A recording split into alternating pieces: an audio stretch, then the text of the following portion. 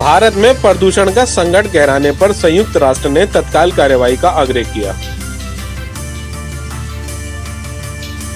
अस्सलामु अलैकुम, मैं ज़मीर अहमद अंसारी और आप देख रहे हैं जेड न्यूज़ फॉर यू। अर्ज यह है कि आपने अपने channel Z news for you को अभी तक सब्सक्राइब नहीं किया है तो सब्सक्राइब करें और साथ में दिए हुए बेल आइकन को भी दबाएं, जिससे हमारी आने वाली सभी वीडियोस के नोटिफिकेशन सबसे पहले आपको मिल सके। नई दिल्ली 4 नवंबर 2023। संयुक्त राष्ट्र ने भारत में बढ़ते प्रदूषण संकट पर चेतावनी जारी की है और भारतीय शहरों में गंभीर प्रदूषण से निपटने के लिए व्यापक उपायों की तत्काल आवश्यकता पर बल दिया है। संयुक्त राष्ट्र पर्यावरण कार्यक्रम के कार्यक्रम अधिकारी डॉक्टर सुमित शर्मा ने गहरी चिंता व्यक्त करते हुए कहा, आम लोग वर्तमान में प्रदूषण का खामियाजा भुगत रहे हैं। वे इस गंभीर मुद्दे के समाधान के लिए एक व्यापक नीति की मांग कर रहे हैं। जैसे जैसे सर्दियां शुरू हो रही हैं, भारत में प्रदूषण का स्तर बढ़ रहा है, जिसके सार्वजनिक स्वास्थ्य और आर्थिक कल्याण पर विनाशकारी परिणाम हो रहे हैं। विशेष रूप से दिल्ली में प्रदूषण का स्तर 500 से अधिक खतरनाक स्तर तक बढ़ गया है और विशेषज्ञों का अनुमान है कि इसमें वृद्धि हो सकती है, जो संभावित रूप से खतरनाक AQI 600 से 700 रेंज को पार कर सकता है, जो महत्वपूर्ण स्वास्थ्य जोखिम पैदा करता है। इंडियन चैम्बर ऑफ कॉमर्स द्वारा आयोजित राष्ट्रीय स्थिरता संगोष्ठी में बोलते हुए डॉक्टर शर्मा ने जोर देकर कहा, इस गंभीर स्थिति में स्वच्छ ऊर्जा दिल्ली उसके लिए आसपास के क्षेत्रों में वायु गुणवत्ता को बहाल करने के लिए एक आकर्षक समाधान के रूप में उभरती है। स्वच्छ ऊर्जा में निवेश की तत्काल आवश्यकता पर प्रकाश डालते हुए डॉक्टर शर्मा ने कहा, दिल्ली और राष्ट्रीय राजधानी क्षेत्र में बढ़ते प्रदूषण संकट का संगठित और असंगठित व्यवसायों सहित विभिन्न क्षेत्रों पर प्रतिकूल प्रभाव पड़ रहा है। बढ़ते प्रदूषण के स्तर से निपटने के लिए इसमें वृद्धि की जानी चाहिए। स्वच्छ ऊर्जा निवेश आवश्यक है। डॉक्टर शर्मा ने इस बात पर भी जोर दिया कि प्रगति जारी है। जैव विविधता, जलवायु परिवर्तन और प्रदूषण के परस्पर जुड़े मुद्दों का समाधान सर्वोपरि है। एक मुद्दे के परिणाम दूसरे मुद्दे पर भी असर डालते हैं। हमें समग्र समाधान ढूंढने चाहिए, क्योंकि एक क्षेत्र में विफलता सभी पर प्रतिकूल प्रभाव डालती है।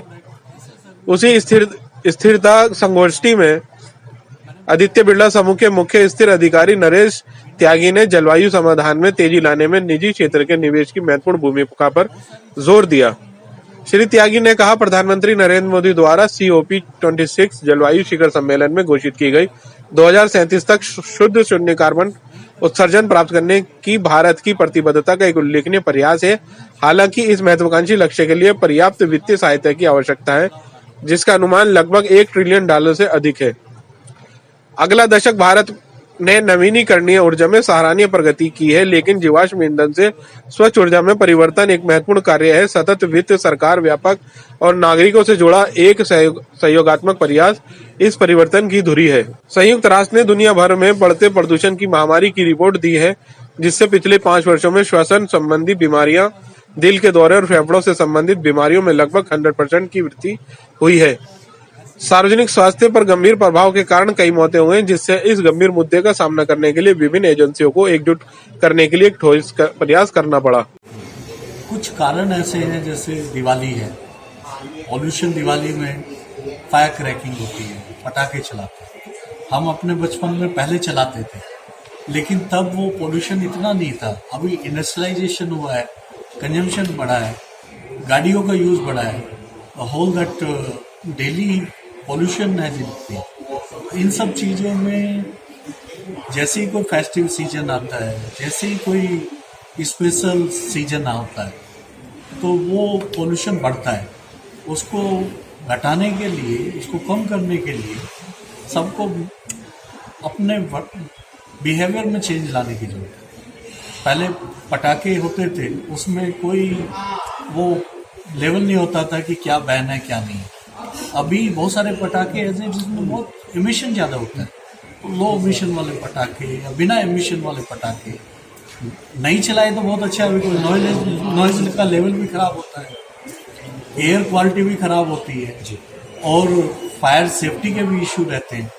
तो पटाखे सावधानी से चलाओ, कम पॉल्यूशन वाले चलाओ, और जहाँ तक है डिजिटल पटाखे चलाओ तो बहुत अच्छा है। सर, ये शॉर्ट टर्म सोल्यूशन है, अथॉरिटी जो भी एक्शन ले रही है पोल्यूशन से बचने के लिए, ये शॉर्ट टर्म सोल्यूशन है। आपको क्या लगता है लॉन्ग टर्म सोल्यूशन क्या होगा? लॉन्ग टर्म सोल्यूशन में तो देखिए, फेस्टिविटी हमेशा सेलिब्रेशन के लिए है एंड इंडिया में हमेशा फेस्टिवल बने ही सेलिब्रेशन के लिए। तो सेलिब्रेशन का जो तरीका है वो सेम रहेगा, बट उसमें ऐसे प्रोडक्ट ऐसे सर्विस यूज हो जिससे पोल्यूशन ना फैले।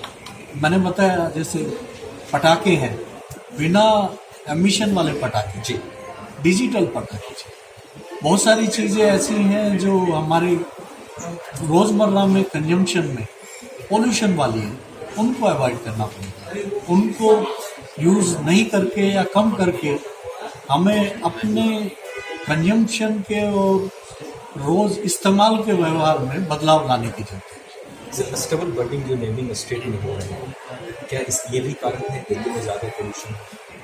ये भी एक कारण हो सकता है, बट इसमें ये एक बड़ी गंभीर समस्या रहती है, बिकॉज लोगों को, स्पेशली किसानों को, कोई सॉल्यूशन नहीं है उनके पास इतनी जानकारी नहीं है कि कैसे इसको कम किया जाए। उनके पास ऐसे इक्विपमेंट नहीं है, ऐसे साधन नहीं है जिससे इसको वो अवॉइड कर पाए। तो आई थिंक बहुत ज़्यादा उनको एजुकेशन की और सपोर्ट की ज़रूरत है। पॉलिसी भी ज़रूरी होती है, बट पॉलिसी के एडेरेंस के लिए एजुकेशन और मास मूवमेंट बहुत ज़रूरी है, जो कि अभी आने वाले टाइम में बहुत लाभदायक होगा। Towards environmentally responsible initiative. These initiatives encompass investment in energy efficiency, clean transportation, climate change adaptation, sustainable water and waste management, green construction, and preservation of biodiversity, because we are seeing a lot of biodiversity loss in recent time.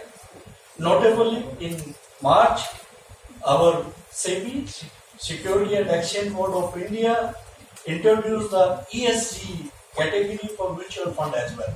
So these are the initiatives which government has started recently for ESG and sustainable finance. To further foster the growth of sustainable finance landscape, active engagement for both government and the private sector is essential. The government should seriously consider offering tax incentive for low carbon emission and technology solution, and extending policy support for green financial instrument. Concurrently, private sector entity can make substantial contribution by adopting internal carbon pricing, thereby incentivizing investment in green technology and solution. In this regard, I would like to mention that ICC as an industry body has formed a mission council to deliberate upon the development and opportunities in the field of hydrogen as an energy, and to create industry government linkage on this topic. Continuing with its endeavor towards development and progress of energy sector, ICC has also formed a national expert committee on energy with a view to contribute effectively towards growth of Indian energy. With the plethora of expertise and knowledge, along with active involvement of industries and industry body, the committee has been meeting in frequent interval, where they are addressing relevant concern of the sector, and also has come up with actionable recommendation. The time has come for all of us, and committee is taking lead on energy and finance in ICC to integrate and be an active advocate for sustainable finance for the days ahead. We welcome all those present today to support this endeavor in the field of sustainability and renewable transition. I would like to stop here and invite our next speaker to come on the dais. Thank you very much, and looking forward for great interaction.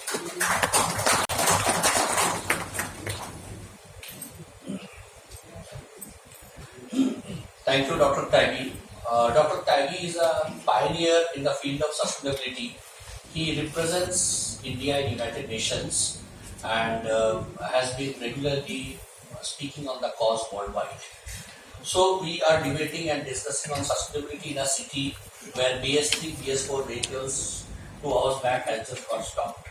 So look at the importance of the subject, and this is one of few conferences where I saw, in fact, we had to start little early. Before time the hall was filled up. It was bursting. This normally doesn't happen. In Delhi special time, if you give 10 o'clock, people will start coming at 10:45 and you can properly start at 11 o'clock. So this also, reinforces a belief that citizens are all concerned for their lives and sustainability is important. Otherwise, the planet will not get saved. Thank you, Dr. Taggi, for mentioning those important points, which is touching the overall aspect of sustainability. May I now request, my colleague, Mr. Nikhil Kanodia. Nikhil chairs our northern region to share his views with us. Thank you very much. Dignitaries on the dais, friends from the media, ladies and gentlemen, welcome, good afternoon. I'll say a few words about ICC. The Indian Chamber of Commerce is the oldest chamber in this country. It started in 1925 and it was started by Mr. Birla under the guidance and inspiration of Mahatma Gandhi himself. It's our proud privilege to have a session on sustainability. Sustainability, as it turns out, is one of the key drivers that we have decided in ICC as a subject matter that we will pursue. Amongst the 4 or 5 major subjects, sustainability is one of the key ones. So this is a very, very important topic, and I thought that what I would do in my talk was you will hear about the finance for clean energy transition by far better speakers. So I thought I will provide a 20,000-foot view of energy sustainability vis-a-vis our country and relevant to today. So it's not rocket science to imagine that if you look at the health of energy of any country, it will give you the report card of that country. Right? Consumption of crude oil is growing at a pace in India 3 times faster than the global average. 80 to 85% of the crude oil that we consume, we import. We consume 5 million barrels a day. Between now and 2045, 20 to 25% of the entire global demand will come from India. This is a very important topic. India is going to be very, very central to the global energy scenario, regardless of how you look at it, whether you look at it from the perspective of consumption, E&P transition. India has navigated its difficult times very well. I mean, we've had COVID, we've had the war, I would say, and I'm sure everyone will agree that considering, if you look at our neighborhood and the energy crises that exist there, vis-a-vis that, I mean, we are in really, really good situation with availability, with affordability, and with transition. And I wanted to touch on each one of these independently. On the availability side, our report card looks fairly good. We have diversified our sources of supply from 27 sources to 39 now, and we continue to be on the lookout for more. Affordability. In the last 530 days, petrol prices in this country have not gone up. The only country in the world that can boast of this. As a matter of fact, prices have gone down 5%. And in some states, that actually, the reason they went down 5% is because the central government reduced the cess twice. Right? And in some states that even reduced the VAT, those states benefited even further. So, this is on the affordability side. On the transition, also the story looks very good. Mr. Tyagi talked about biofuels and the the Global Alliance for Biofuels. This is really a game-changing moment for India. I mean, the government has gone from 1.25% blending in 2014 to something like 12% blending already. And the goal is to be able to achieve 20% by 2025. This Global Biofuel Alliance is in place, as I just spoke about, and private sector started to put some serious money into this as well. This blending and biofuels is just absolutely fantastic for our country. Just by 10% blending, we have saved 41,000 crores on our crude oil bill. And this basically went to farmers. I mean, the blending is happening from ethanol, right? So we gave our farmers 42,420 crores out of the 41,000 crores that we saved. As the blending will go up to 20%, which is our stated goal, and as the consumption, of course, is going to go up, this will provide an unbelievable support to the agri sector in this country. It used to be that it was touted in the media some time ago that this will actually hurt or dampen, our agri sector. On the contrary, it will do quite the opposite. Right? It would really provide a huge fill. And I would be failing to not talk about the green energy. So on the green hydrogen side, also the story is taking off very well for India.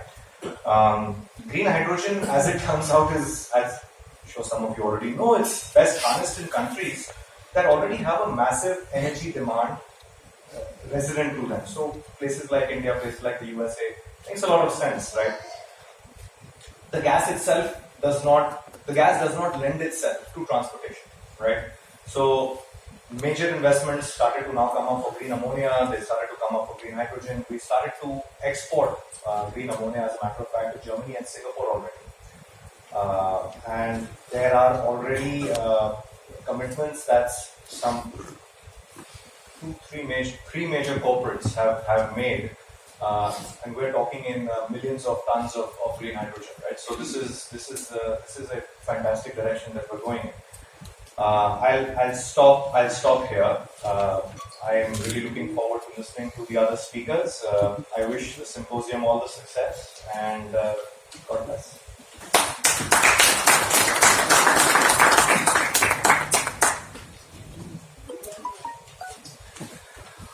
Thank you, Mr. Kanodia, for mentioning very valid points. We spoke about green hydrogen. ICC is very focused in terms of hydrogen energy. We have a subcommittee within the organization which works on hydrogen energy, its uses. In fact, if you see, there is a large-scale transition that is also happening in terms of hydrogen buses. We have a member in Bangalore called Scania. They manufacture buses. And they are all into EV or hydrogen buses, not the typical buses which we see on the road. So also ICC is very focused in terms of doing activities on the EV side. We have brought active investments in India for state governments. We have helped various provincial governments to form their EV policies. So on an overall basis, we may be a 100-year-old institution, but we are adaptable to changes. And we would like to embrace the future with renewable energy, with hydrogen, and with sustainability. That's the future. That's where we are also one of the co-signatories in the Paris Convention. And since Premier Modi has signed there, the government is a signatory, we as citizens and as an institution, we would definitely be pledging to that. And our commitment lies. And see, all of you, before time, all of you came, the program started. This speaks about everyone is becoming serious on the topic. Thank you, Mr. Kanodia. Now, may I like to request Dr. Subhash Goel. Dr. Goel is chairman of our National Tourism Committee. He is an icon in the field of tourism, and he will speak on sustainable tourism largely.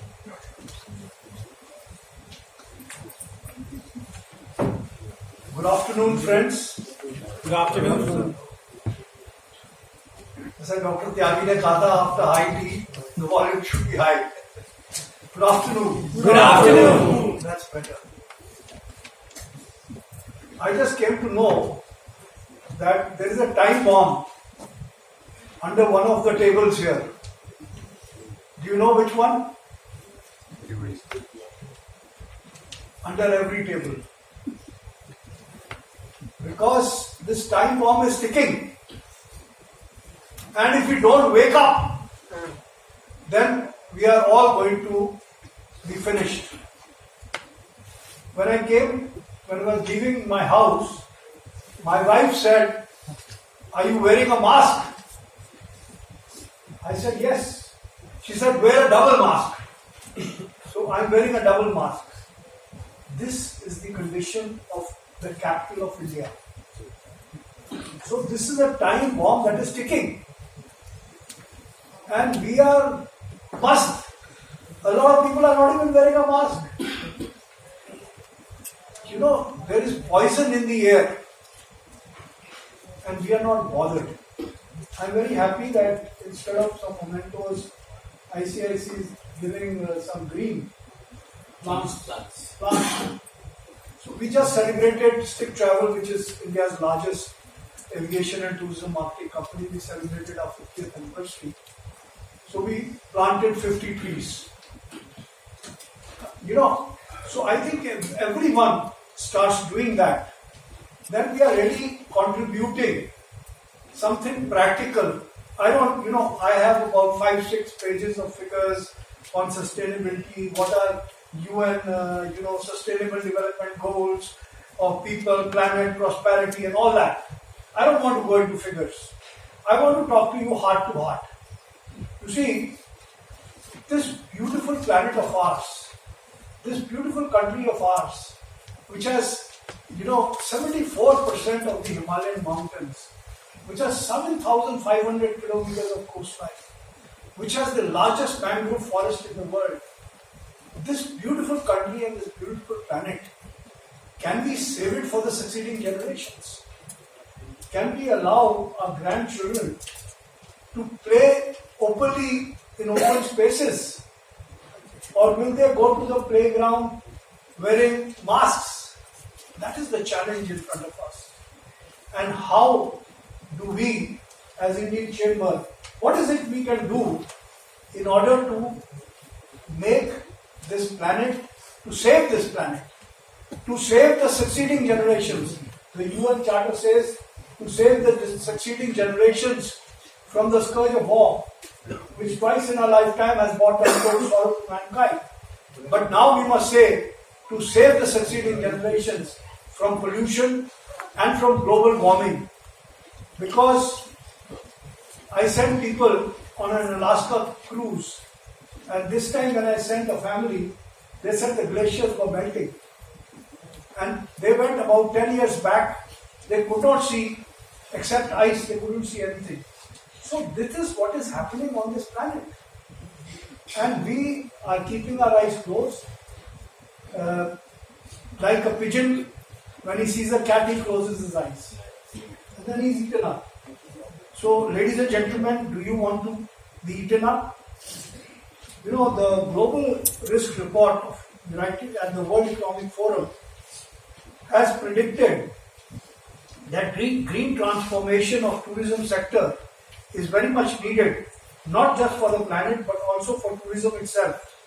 For boosting the competitiveness and increasing the resilience, and green investments and innovation in the tourism sector must play a leading role to support the transformation and implementation of green goals and the agenda of 2030 of 5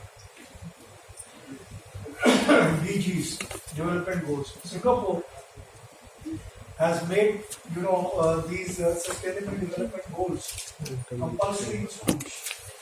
It is high time we made sustainable development goals of UN compulsory in our schools. I have always advocated that public health and hygiene should be made also compulsory in our schools, in our primary schools, because they are the future leaders. We have played our part, and I suggest under your chairmanship as chairman of Northern India, Kanodia Saab, that we pass a resolution today, right? That we today in the Indian Chamber, right, resolve that UN sustainable goals should be made compulsory, in all these schools of the country. That is one thing we must, pass a resolution on. And second is that all construction, we saw the tragedy, which took place in our mountains. You see, in Badrinath, in Kedarnath, and in whole of Himachal, and the rivers flooding. So we must pass a resolution that in all our mountains, no building should be allowed. We should be above the tree line. So that the beauty of our hills and our tourist resorts is maintained, and we are able to save the beautiful mountains that God and nature has given us.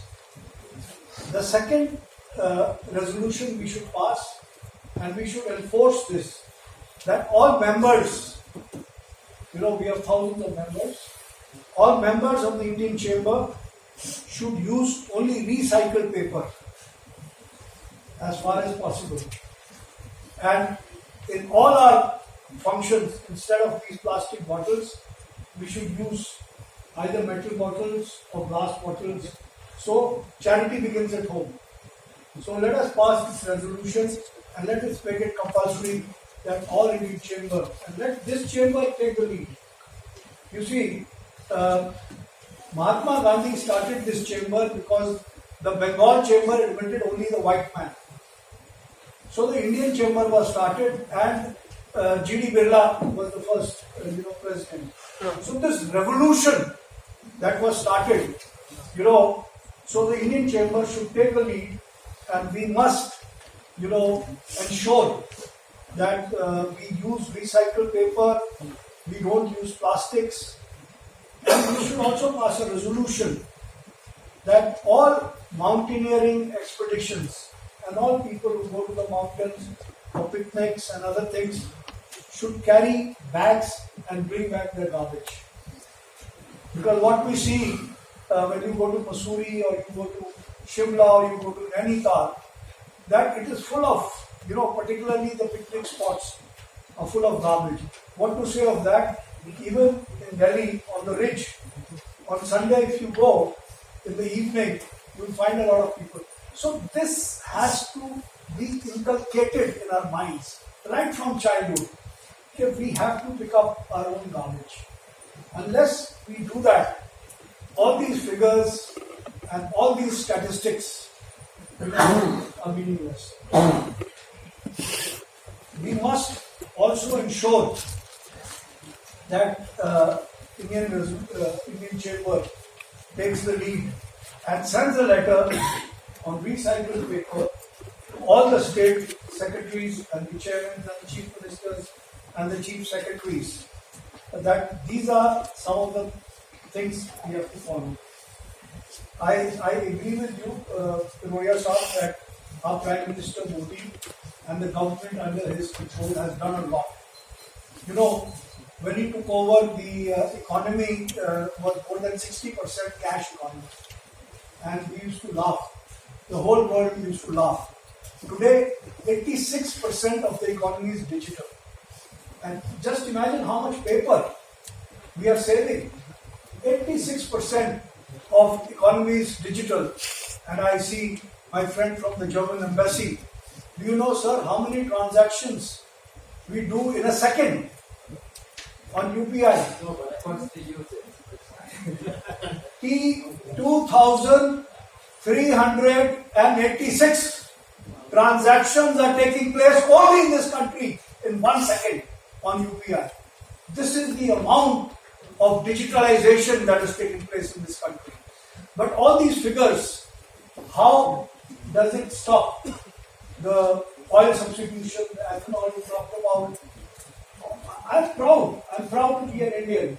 Whatever is happening, we are proud. But is it going to help the pollution from stopping in New Delhi? Right? The capital of India. That is the challenge is, that is the time bomb that is hitting. And we need to, somehow save it. Apart from this, India was one of the first countries, ladies and gentlemen, which had a Ministry of Environment. Because I see Mr. Jain is there, the Jain community and a lot of other communities, we think that there is life in every plant, which is true, which has been proven also, because they react. And there was, when some builders wanted to cut the trees, there was a Chipko movement in Rajasthan to save the trees, to save the environment. Now this only happens in India. But apart from this, the government of India is conscious towards the environment. As a matter of the following international, is an active member of the following international conventions.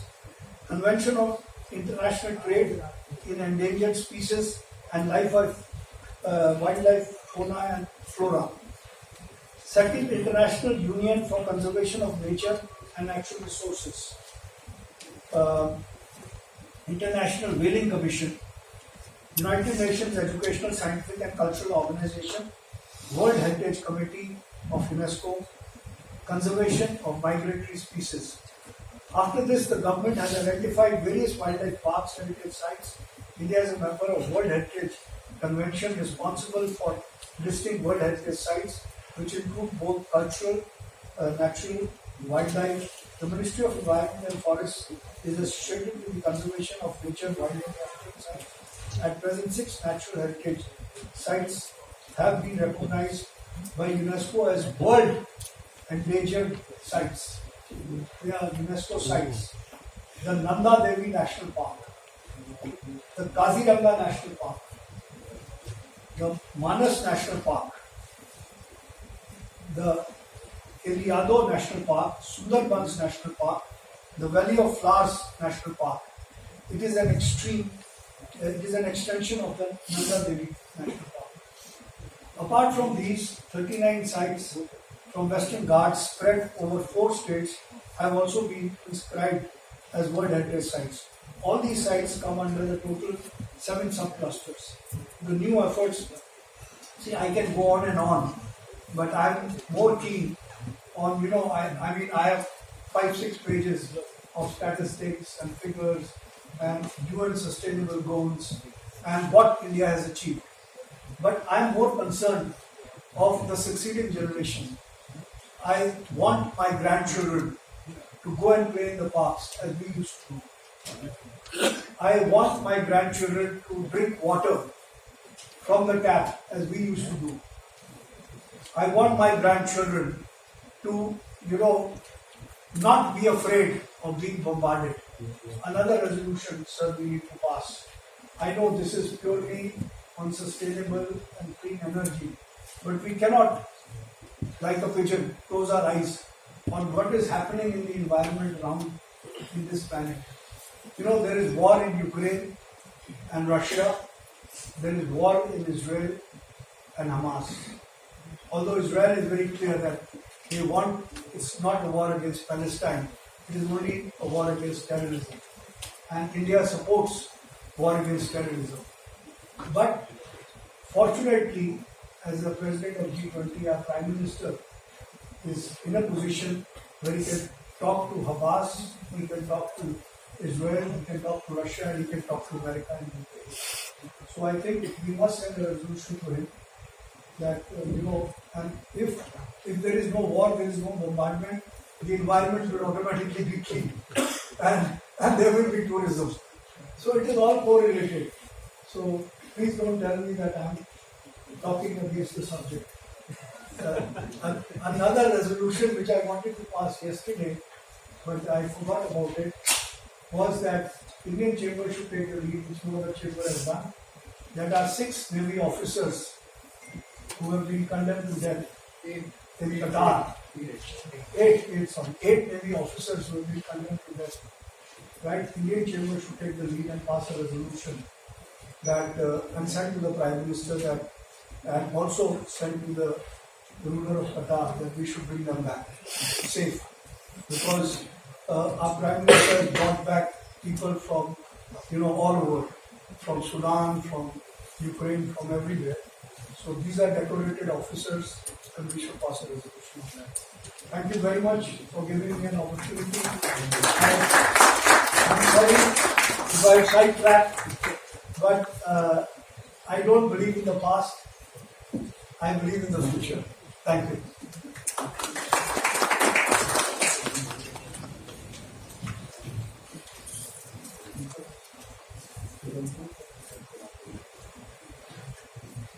Thank you, Dr. Goel. So, as usual, listening to you is always a spellbounding effect. Thank you so much. And yes, ICC is serious in terms of sustainability. Yes, the water bottles which you pointed out, again, those are areas I request admin to look into consciously. At least the programs which takes place from my office, we should ideally go with plastic. We should avoid using plastic, etc. Thank you so much for pointing out these things. But again, hotel, so they are given. Sorry. Yeah. I thought spirit is No, absolutely fine. Next time we should do it at Habitat Center. They don't give this, they'll charge you extra if you want these plastic bottles with water. So now I would like to request Mr. Rajesh Pawar, founder and CEO of 21st Century Polymers. He is an icon in the field of plastic and polymers. To Mr. Pawar, if you could share your views with us. Hi, good afternoon, everyone. Good afternoon. So, thank you so much, Nareshji, Nikhilji, you gave my time, and I learned a lot from you today also. My first interaction with Mr. Naresh Nehru was in one conference, and maybe you don't remember that. It was on plastics in Peking. So I learned a lot at that time also from you. Thank you so much. And Nikhilji, you shared beautifully about this sustainability. Goel sir was speaking from his heart. Would love to discuss that later on plastics. And Mr. Datta, Member Secretary of Assam. Sir, want to thank you. You don't know me personally, but I know him. I have a certificate, CTO, consent to operate signed by you. We are running a recycling unit in Assam, Golaghat. This is in Golaghat, 21st Century Polymers. And this was the most smooth process to get a CTO in Assam. I mean, everything was so transparent, so smooth. I get in 7 or 8 days. You was on leave for 3 days, and then also I get in 8 days. I'm working in 5 states. But that was the most smooth process. Thank you so much for that.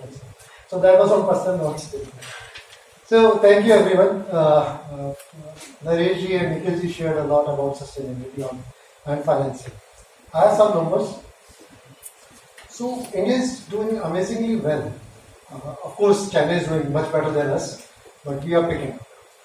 Our Honorable Prime Minister has committed so many things worldwide, and he's very much serious. I know that personally because I'm working on plastic mainly, plastic waste management, and every municipal body, every state pollution control board, every officer, and many other like Ministry of Housing and Urban, Jal Shakti Ministry, they all are concentrated on currently on waste management, clean energy. I mean, that is not their focus area, but they are working. They are very much serious. Our Prime Minister has already picked up waste from the sea beaches and road and many other things. We, like a company like us, MSME, we are coming from MSME, but we have been encouraged by them on almost all ministries. I'm part of many committees in plastic waste management, NITI Aayog committee and all. So this is I can say they are very much serious about it. So what are numbers? So we have in March, last data was updated on March 23. So we have total installed renewable energy capacity is 173 gigawatts. And solar energy is out as 65 GW. Wind energy is there 49. So our target is 500 in 2030. Can we achieve that? We have another target, 5 trillion economy. Can we achieve that? I believe yes. Under leadership of our Honorable Prime Minister, I believe that we can do that. we are moving fast. But yes, of course, we need funding. We need funding, we need finance, and sustainable finance. I mean, when I say sustainable finance, I'm coming from a medium, small sector. So when I say finance, sustainable finance means profitable also. This is not only the finance coming from, say, some other country and just start a project and then it will be stopped because of its unviability. So we are also working on some one of the project, very small one, with Japanese government. In Himachal, we are working with one Japanese company. Our stake is 25%, and all the funding coming from Japan and our sector, how we make it sustainable. I just want to share what our efforts are done. So the land we are using is agriculture. So that is one thing. We are giving land to farmers, so that helps them also. If they are, so they will get something out of it. We don't have to spend large amount on, say, infrastructure. So that is one thing. And second, carbon footprint. We have already sold our carbon footprint to Japanese government. So they have given a subsidy of 30%. So that's what I just want to share with you on sustainability on this. That is a little efforts from my small company. So many projects are coming up and there is huge opportunity. I believe that ICC can help more on that. Next step is for this Himachal Pradesh project, we are selling to government. So we are selling at 3.6 rupees per kilowatt to this unit to government. But the next step is, because we are already running recycling units in 5 states. So we have our own consumption of, say, 500 kilowatts to 2000 kilowatts. We are also expanding. Our own requirement will also increase. So in next project, we are working with Haryana. It is under discussion with Haryana government. So we will not be selling electricity at all. All the electricity produced from solar will be used in our own plastic recycling. So that is another example of what we are going to do next. By doing this, we got, you can say, priority in funding from one German organization. Because we are on plastic recycling, we are on waste management, collecting waste from seashores, households, hotels, and segregating them, recycling them into granules, sometimes compounding them with other products and supplying to automotive and household sectors, and using solar energy, So that's it from my side. Thank you so much for me.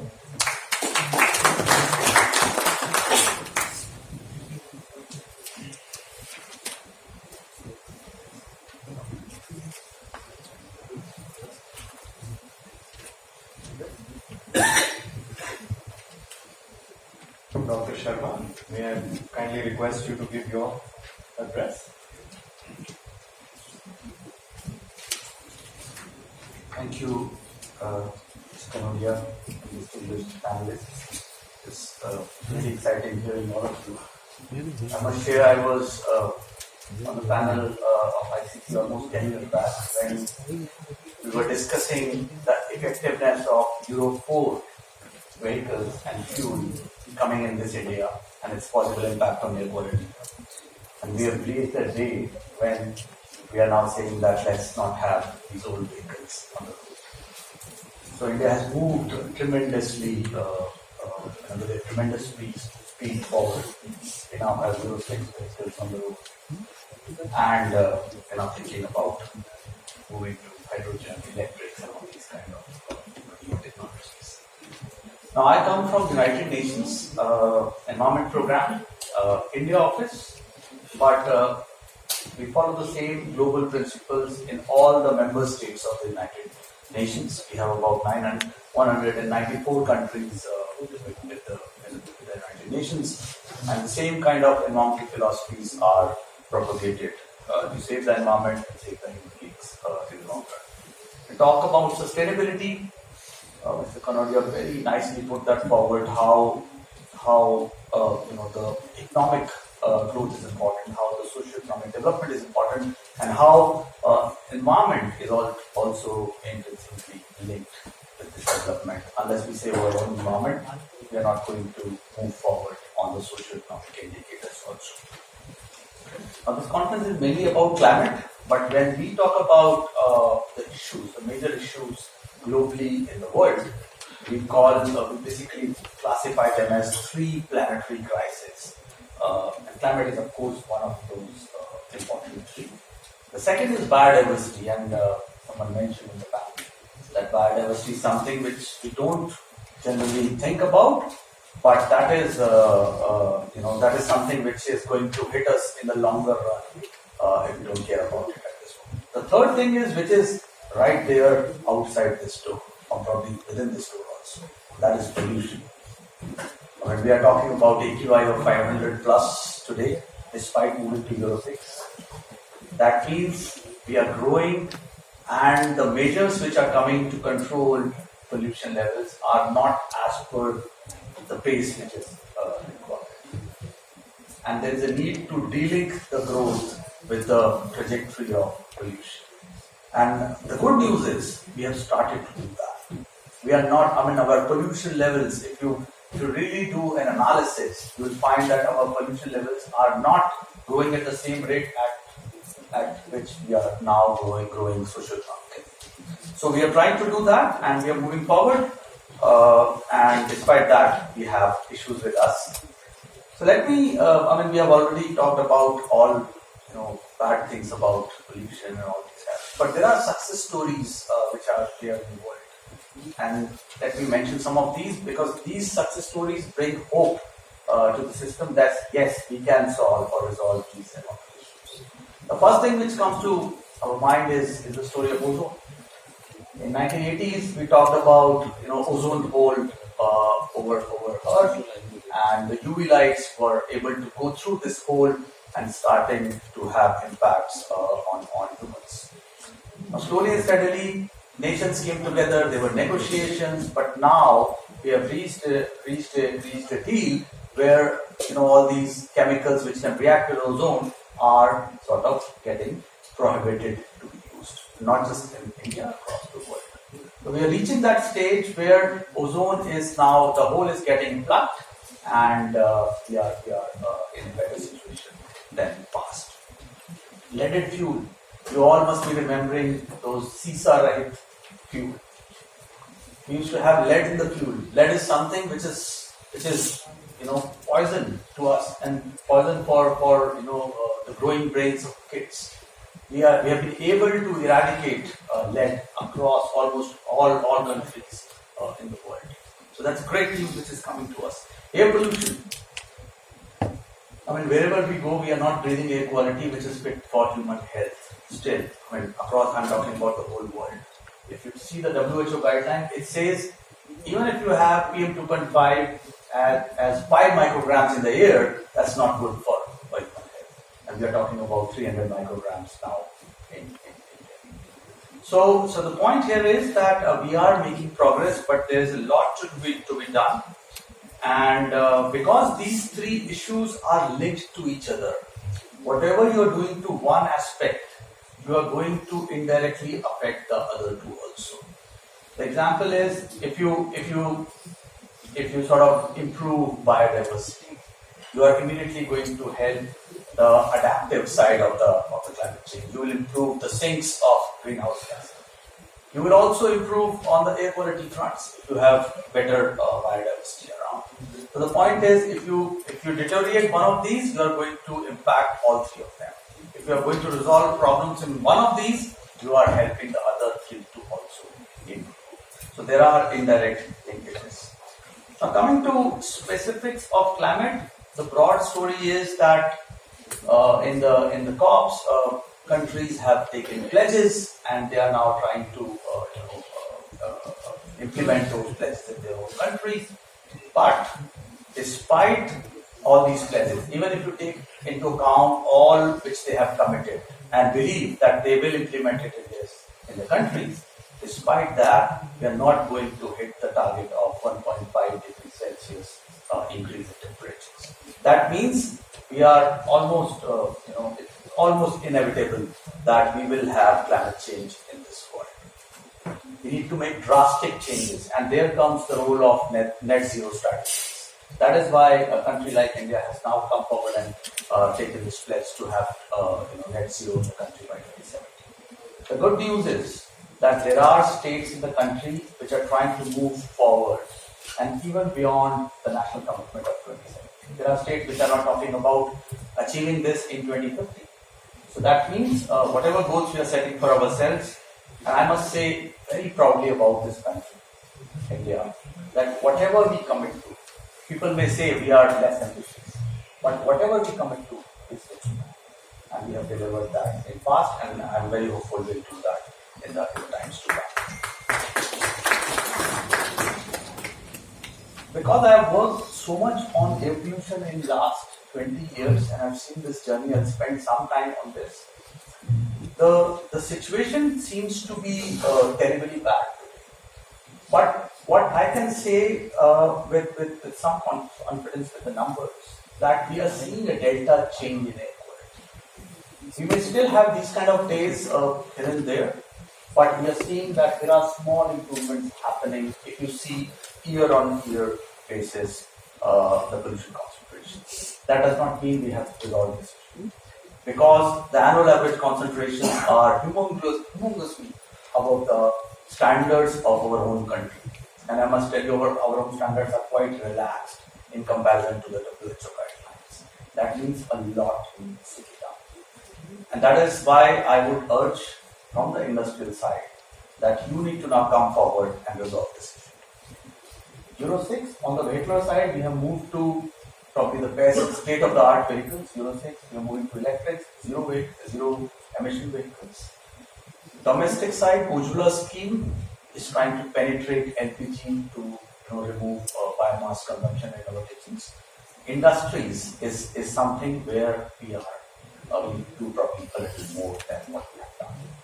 I would say large industries are doing a bit better because probably they are more equipped, they have the capacity to install all these devices, to run these devices. The medium and scale industries is something which needs to come up, and there comes the role of innovative financing.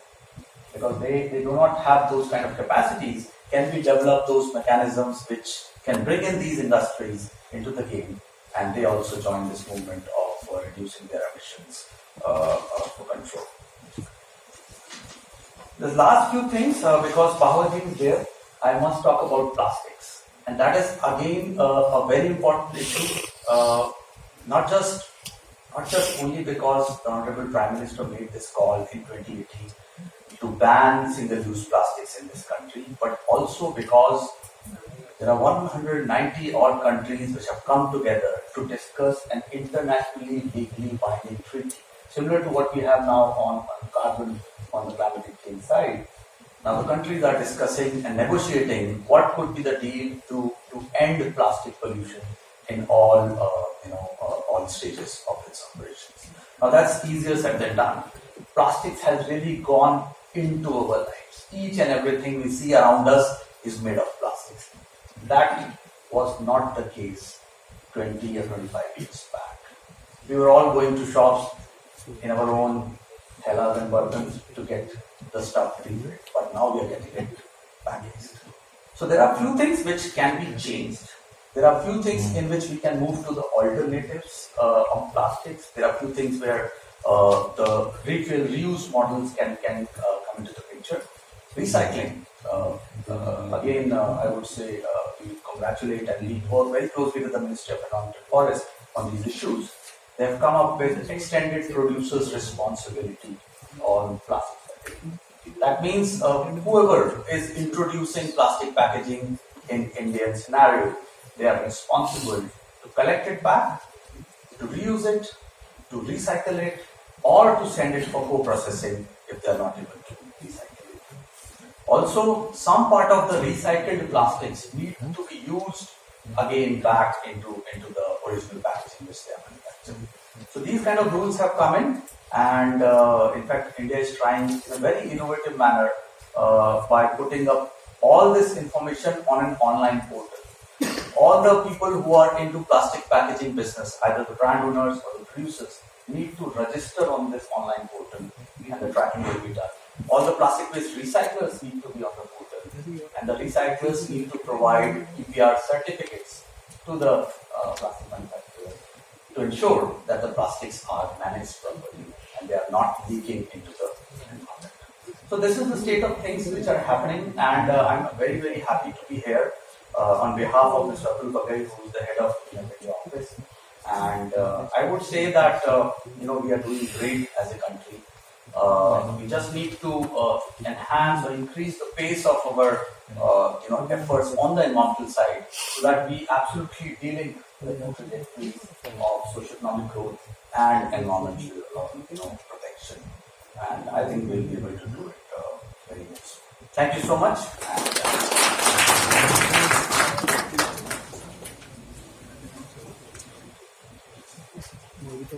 Thank you, Dr. Sharma. The most interesting part of your deliberation was thinking positive, showing the positive way of doing things. Now, we would like to invite our guest of honor, Dr. Shantanu Kumar Datta. He came all the way from Guwahati. I met him at his office. Thank you so much, Datta Sahab, for coming all the way to Delhi to address the gathering here, to share your thoughts.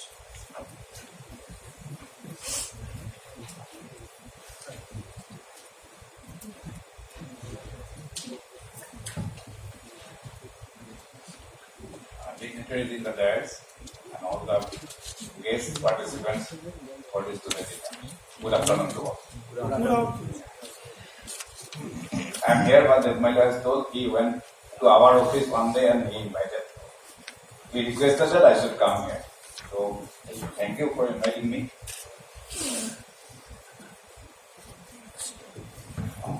In fact, it is our pleasure that to be associated with all associations or agencies like ICC, CII, even we are associated with PhD Chambers of Commerce, and we used to participate. Myself, introducing myself as Member Secretary of Pollution Control Board Assam, but I am on deputation from Central Pollution Control Board. So I was here earlier in Delhi, then I was posted in Regional Office Shillong, and then I am on deputation to the State Pollution Control Board. But I am associated with all the policy formulations, like what are my previous speakers that talked about the EPR, extended producer responsibility, or you talk about single-use plastic. And it is really I am happy to hear from our efforts in the state of Assam is being recognized in a national forum like that. I proudly say that I know 1% of the industrialists amongst the 10,000 plus industries in Assam, but I was not knowing how was it. So, thank you for recognizing us. We are making an effort to make the system of granting consent to establish, consent to operate in the state of Assam. And we can say we are successful to some level.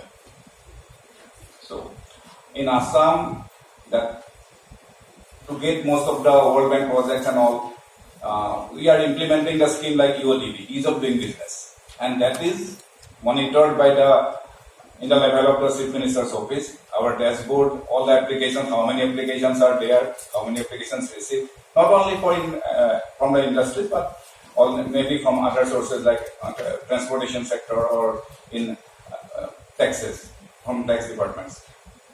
So this is being monitored, but we can proudly say in Assam, we have recently banned the production or sale of these plastic bottles lesser than 500 ml capacity. So in Assam, this is not being manufactured now. So this we have been successfully done. Initially, when we tried, there is lots of resistance from Pack Manufacturing Association, there are associations, and where I feel that role of associations are tremendous in the policy making, like ICC or CII. Initially we had banned less than 1,000 ml capacity, but because of the pressure, we are having more than 200 plus this bottle industry in Assam for drinking water. So all association came and government has decided that it will be lesser than this. For the time being, it is lesser than 500 mm. There are many success stories regarding these PET bottles.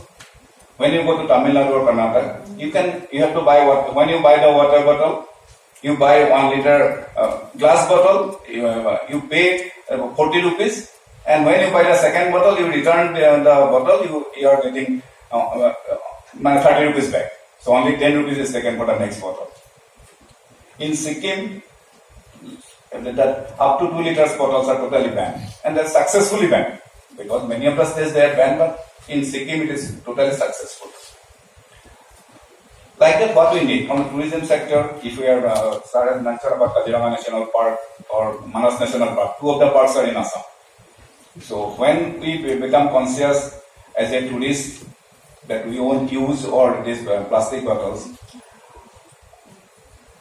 then only things will come. Now, why this? We justify it in the government like that. Government in that Prime Minister's office when that single-use plastics were banned.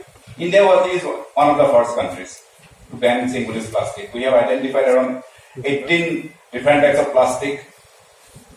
Maybe plastic carry bags or that ice cream straw or that straw ice cream spoon and all these things.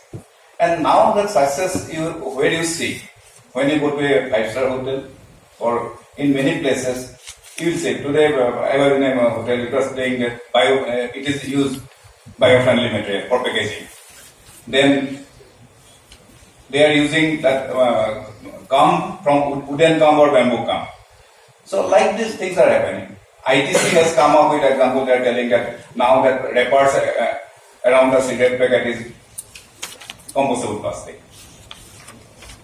So this is happening, and in many of them, when we talk about a single-use plastic, there are 18 items. One was the polystyrene, that's what we call necessarily the thermocol. Now we don't see in the market the thermocol plates and glasses. So this is again the success. We are not successful for the plastic carry bags. As of now, plastic carry bags of lesser than 120 microns are banned in the country. They are banned from manufacture or use anything, but it is still there. But definitely that percentage is going down. And it will take time. This is BIS and all, they are giving certificate for the biodegradable and compostable plastic, IS certification. They are working, CPET is working on biodegradability, how to be biodegradable. Like that we will see the success. Now talking about cleaner fuel. What is being told now? Say this is not the time where the use of fossil fuels are getting the maximum, or then they will get the threshold by 25 or 2030, because the cleaner fuels or alternative fuels are coming, and that's why that entire world it is being declared that fossil fuel has got its peak now, peak of consumption, that peak of demand. Maybe another 3-4 years, then that graph will go down. It will be replaced by that renewable energies or maybe, and green hydrogen is coming in a big way. In that aspect, we are having in Assam, we are having a very good example. There is a success story, that project has been started by Oil India Limited at Jorhat. So it started this one, that green hydrogen production, and one bus from Jorhat, where the Oil India installation is there, and it is going to Kaziranga. It is Kaziranga National Park. It is 70 kilometers stretch, but that is one good success story, and in a state which is many people do not still know. In Assam, many people do not go. So, but that is one of the good example in the country that it has come like that. How much hydrogen they are producing? It is a very small plant. Only one bus is capable of doing that one. So all the refineries they are producing hydrogen. It is a part of their plant only processing, but that is for different purpose. Diesel hydrotreaters and all. So producing hydrogen is not an issue, but producing green hydrogen, because it is it is the future, and it is what the world is focusing 111 goal. 1 kg of hydrogen, green hydrogen in $1 in a decade of time to cut down the cost. Because that at present the electrolysis process is very costly and it is not using the non-renewable energy. So how to cut down the cost to reduce the the slogan is there like that 111. In 1 decade, so by 2030, 1 kg of hydrogen, green hydrogen will cost less $1. That is the target. So entire world is working on this. In Government of India level, that Mission Life, LIFE, Lifestyle for Environment, Environmental Friendly Lifestyle, that is recognized as a India-led mass movement. And it was focused in COP26 and it was started by our own Prime Minister, and it has 7 thematic areas. It is clubbed with 75 years of Amrit Mahotsav. So 75 working plan is there, focus areas are there, and target is to reduce waste. How we can, as an individual or as a institution, we can contribute towards the environmental friendly behavior. Now we'll see lots of educational institutes, they're declaring themselves as a waste-free zone or zero waste campus. This is mostly reliable on plastic. And from the Government of India level, Niti Aayog is there. Niti Aayog is focusing circular economy. So circular economy of, say, used oil. We are having so many of industries or automobile stations, automobile servicing centers. Lots of used oil. That what we call that mobile, spent mobile. So one of the focus areas is used oil. There is economy because that used oil can be recycled and can be filtered and redefined, and the product will be as good as the new one. Then where there is a resource. Similarly, like when we talk about a plastic bottle, here, say PET bottle, there are 3 components. One is that wrapper. This is this multi-layer plastics, MLP. That main part is the pad, and that is highly recyclable. This costs more than 50 rupees a kg. So that's why when we started banning this one, that lots of industries, they were telling that this is highly recyclable, we have to buy it, and definitely this is very highly recyclable. And third component is the hard plastic in that cover. Now, even say when I myself, I have written to many PET bottling industries. I told them, why you are using that much of wrapper? Now we use that modular plastic. When you see our Bailey bottle, so entire bottle is wrapped with the plastic. So I am telling them as the industries that are working in the state of Assam, I can talk to them or I can write to them. Even I can enforce the thing. So I told them, you use the minimum one. Like there are examples, there is a small wrapper is there. So why you are using that multi-layer plastic with the entire pack wrapped entire bottle? It is not required. Like that, we are small intervention. We are trying to encourage the industries with keeping the provisions of Mission Life. We are telling that Mission Life is our responsibility, so we can use that one.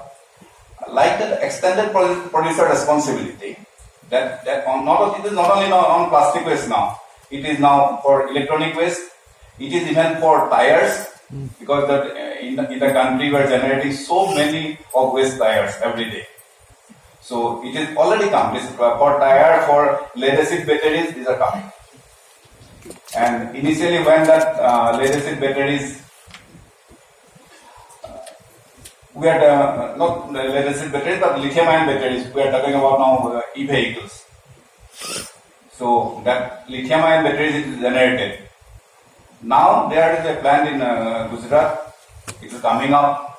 There is more than 500 crores investment for reprocessing of this waste. Like that, we are having a solution now. Earlier we did not have any solution. We are thinking how that lithium ion battery will go. Now, but that they have come up with this processing plant.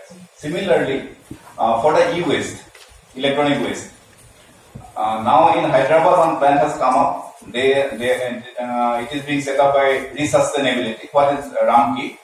So they are telling it is the fifth plant in the world which have that much of sophistication. Till now, this one that all the US for recovery of the precious metals like gold, silver, these are being extracted from the US. Even our small mobile also have traces of gold or silver like that precious metals. And now in India we are having a recycling facility for this type of precious metals also. That is a good thing. And it has come in Hyderabad, what I have told. Like that, for all various types of waste, for the tire waste, the tire pyrolysis oils are coming. Then even for the plastic waste, in Assam only they are telling some demo plan they have come up because plastic waste is a source of pollution now. So that what tire pyrolysis oil they are generating, not the tire, the plastic pyrolysis oil. So they are telling it is highly soluble, even the black mass is generated. It is also soluble as a fuel, and for that oil recovers. They are selling at 60 to 70 rupees a liter, and it is highly soluble. But they are telling and it is quality and characteristics is as good as SSD. So we are encouraging that setting up of those plants. Then for the plastic, for the extended producer responsibility, that every recycler there is a good scope now throughout the country. So because they have to be they are issuing the EPR, extended producer responsibility certificate to the producers or brand owners of plastic waste. So they have to buy the plastic waste from the recyclers. Suppose for some recyclers, say for that multi-layer plastic is a bad gel. So it is not easily recycled or it cannot be recycled to a good one. So they are they are contributing for recycling through the recyclers. Both recycler hai. So they will buy the EPR, extended producer responsibility certificate from the recyclers. And that is where we feel there is good scope of all the recycling plants in the country now. And because of the NGT's order, there are various orders by the Honorable Green Tribunal. We are very sure in smaller states like in Assam also in a matter of in a span of 2 or 3 years that all solid waste dump sites those will be free of plastics because already biomining, that term also it is recently introduced, biomining of the legacy dumps, all dump sites mixed with all types of waste.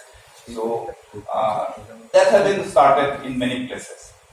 So that is why I am telling, we have given the action plan also that within 2 to 3 years that all these dumps will be made of free and all the plastic, recovered plastics are being sent for the co-processing in the cement industries. So that is again a green initiative. You can say a green initiative because when you use the energy value of these plastics, it is more than 2,500 kilocalorie of value. So it can easily recycle and that is how waste are being managed. Government is taking lots of action and there are definitely success stories.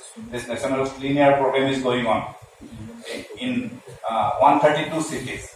There are around 60 million plus cities and others are lesser than a million population cities. So under this NCAP program, National Clean Air Program, so various actions are being taken. One is that end of life vehicle scrapping policy. Again, Assam is taking a lead in this aspect. In Assam, already 2 end of life vehicle scrapping facilities commissioned. So in India, there are very few states that are having the end of life vehicle scrapping facility. So the government of Assam they made a rule also. They notified that 15 years old vehicles won't be allowed. All government vehicles to start with of more than 15 years old, those are being scrapped and mandatorily scrapped. So, and then that individual vehicles, initially 2 years extension will be given and then it will be said that 15 plus 2 or maximum up to 20 years it can be used. Like that it is coming, and these are success stories. Then regarding that plantation, recently Chief Minister, he made a planning that 1 crore saplings will be planted in the same day in a matter of 2-3 hours, and that was successful. And Assam is definitely going to increase the forest cover from 36% to 38%. This is much higher than the national average. We in national level talk about 33%, but in Assam already 36% is there, but it will be increased to 38%. So lots of action plan are going on. And from pollution control board side, sometimes I feel proud to say that now we talk about the Miyawaki method of plantation, Miyawaki method of urban forest. Now when Prime Minister Modi talked about the Mann Ki Baat, he mentioned about the Miyawaki method of urban plantation. This is a very good plantation method. Irrespective of the area to be covered, that environmental protection forest can be generated. That environmental protection forest, it is a term introduced by the Miyawaki himself. And I was one of the lucky fellow. I got the training under him in Japan for 53 days. And after attending the program, I have been instrumental to plant more than 6 lakh saplings in Assam under my initiative. So, that is, and now we are encouraging the industries that you must have this type of plantation. So we are making our own policies. I won't say much. Thank you. I say thank you all for bringing me here. Thank you.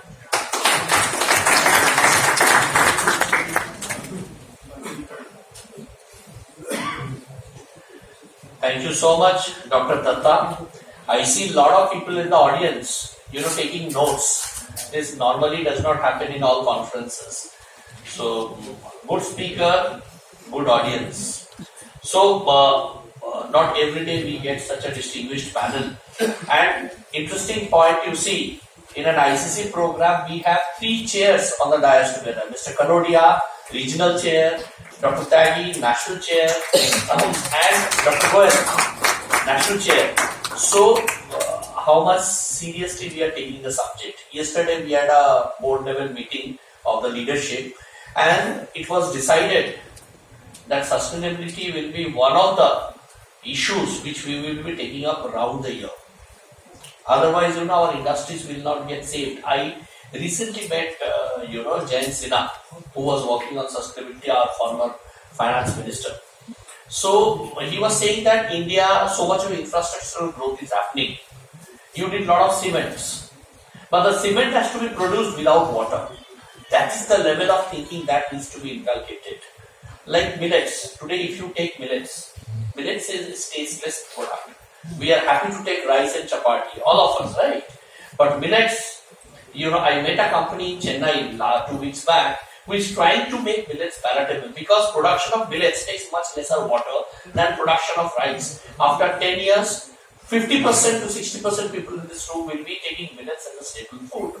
And you see India has already started Year of the Millets, United Nations Year of the Millets. Even during the G20 millet meal was served. So many things are going on. So sustainability, India is definitely putting its shape, its considerable effort. 3 chairs for a single program. Normally, in my 8 years career in ICC, I have never seen such occurrences where 3 chairs sitting together and trying to, vouch for a sustainable, environment. 1 or 2 questions we will take if anyone has. Otherwise, we'll give some mementos and propose the vote of thanks. Any questions? Yeah, gentlemen. If someone can pass on the mic to him. Yeah, please introduce yourself. This senior gentleman. Yes, sir. Please, sir. If you could tell who are you. Yeah, my name is Sumit Sharma. I'm former director from Ministry of Pharmacy. As per one study, non-leather shoes, on 2 pairs per capita, if the population is 140 crore multiplied by 2, this is the consumption, and in coming 2 years, it is estimated that this 2 number is going to go 4. 4 multiplied by this and there is no policy by the state government or the central government how to recycle those shoes which are thrown on the road, on the side. There is a policy for electronic goods. There is a policy for this thing, plastic and so many others. Unfortunately, there is no, but at this, and more than 10 lakh persons are employed in this industry. So I would ask this. Yes, I will request, Naveen, who is the member secretary of the committee, and Nagi, under your leadership, So this is a very interesting observation Mr. Sharma had shared. If we, can at least, meet the ministry and knock it, flag it off. No policy, this is the kind of waste. Excellent observation and brilliant question. Now, I don't know whether which industry it falls, but the Ministry of Textile is now working on that circularity and sustainable material. Globally, I think leather as a product is now being looked for recycling. Even Nike, Adidas, they are working on that alternate leather material, which is recyclable. There is no policy in India. I'm not sure of any policy on that leather part. But earlier stage, and this is, I think, once that textile and footwear is considered together, the textile policy is there and it addresses it, footwear will be one of that item which can be talked to ministry, concerned department, and it's good point. So, the last questions, Last. Okay, no, will be the paucity of time. Okay. My name is Colonel Ahuja. Question is regarding the 2 points about the forestation program. What about the deforestation that we do with Hindu cremation in India? Per cremation, 2 trees are cut, unsustainable manner, and we are the largest population in the world. So at one point of time we are saying let's do forestation as the sin to repent. But we are continuing to be going to die, and thereby with every death 2 trees we continue to cut. So in terms of sustainability, and when we are talking circularity, even when we are talking electrical cremation, we are going the coal way, and hence alternatives are available where we can move towards a sustainable cremation. Advisories from the central government, Ministry of Environment and Forest, are in place to each state government. It's about implementation at the state government level, and hence from the platform of ICC, if this as a model starts to getting implemented across India, then there would be a curtailment on the cutting also which is happening. So I can give a example of scale where the societal change acceptance has happened in multiple cities across India, and the replication needs to happen faster than what it is actually doing. We have noted. So, last question for someone. Sir, I would like to add what he said. Sir, it is very important. I think he is also not aware. You see, for cremation of one body, it requires 18 quintal of wood. And Haryana, Dav Valley and Fatehbad, they have used the technology where the consumption of the wood is reduced by 50% by using technology. And in Delhi, there are 18 cremation grounds. Not a single cremation ground has this technology. You just imagine. So that's the technology. They have a pit, 2 feet, and then with a blower and this thing, high chimney, 50% of them come. It's very simple. Yeah, gentlemen. Hi, my name is Ishan. Thank you so much for taking this question. You're from? I'm from British Telecom, so I work for British Telecom. One of the things is across Europe and US, we see that ESG has become the buzzword everywhere, environment, social and governance. And in India, we do have a CSR, very stringent guidelines around there. Why not a similar ESG programs or guidelines can be put in India where we have bigger operations, where awareness is there? No, we have large scale operations outside India. where we are following fiber and all the sustainability, but why not certain things can be also implemented in India for those countries?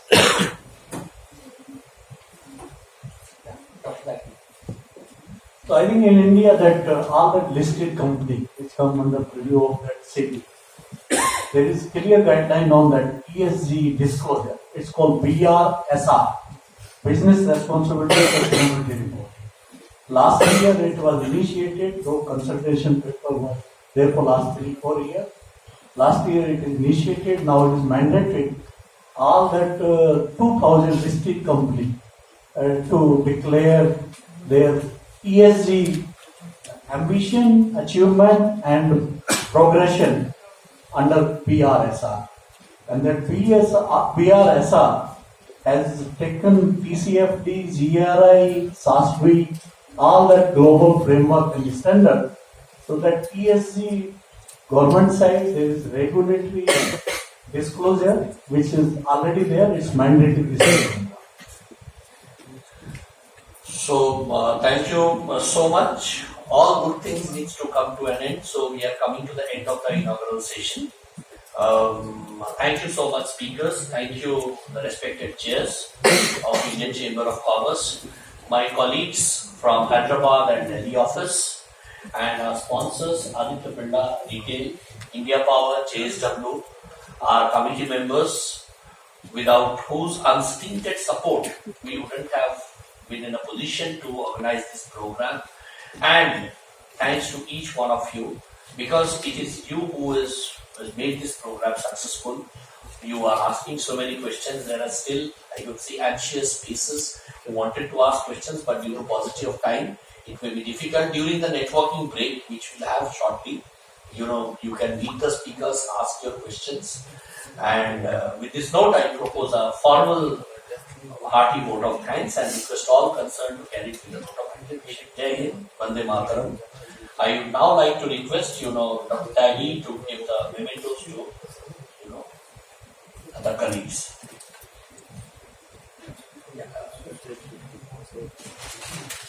Then we'll have a group photograph.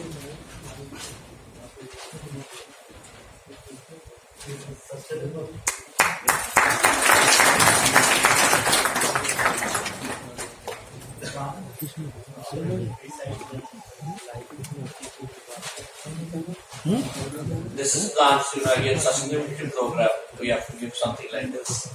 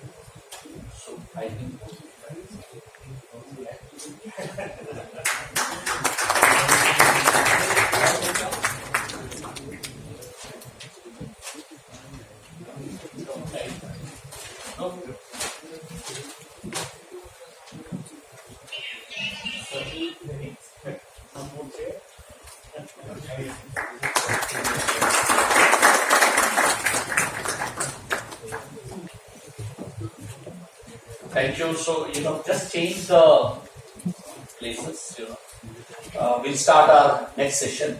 There has been sudden 1 or 2 speaker dropouts, but, the program will continue. Okay?